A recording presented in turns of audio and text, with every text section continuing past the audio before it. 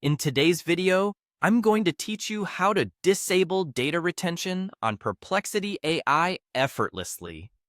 Whether you're looking to enhance your privacy or simply want to manage how your data is handled, we'll walk you through the process step by step. Let's dive right in and make sure your data preferences are exactly how you want them.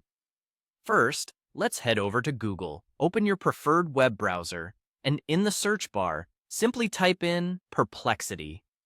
You should see several search results appear. We're looking for the official Perplexity AI website, so go ahead and click on that link. This will take you to their main page where we can start adjusting your settings. Once you're on the Perplexity website, the next thing you need to do is locate your profile. This can be found in the lower left corner of the page. You'll see an icon with your profile picture or a generic avatar if you haven't uploaded one yet. Clicking on this will bring up a drop-down menu with various options. From the drop-down menu, select Preferences. This is where you can find all the settings related to your account, including those concerning data retention. You'll be redirected to a dedicated page where you can manage your personal settings. This may take a moment, so hang tight while your page loads. As you scroll down through the preferences, keep an eye out for the section labeled AI Data Retention. This is where you can manage how Perplexity AI handles your data.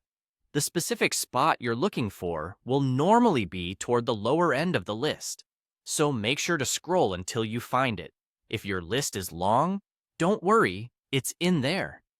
Now that you've found the AI data retention section, look for the option that allows you to disable data retention. Directly next to this option, there should be a button labeled Disable. Click on this button.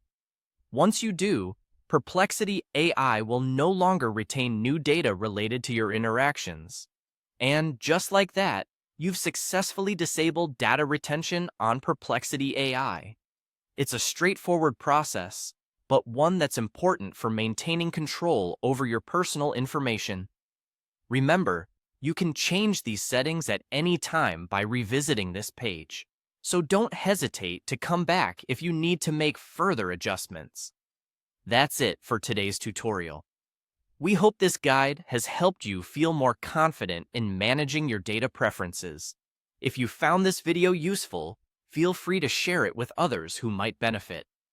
Thanks for watching, and see you next time for more tech tips and tutorials.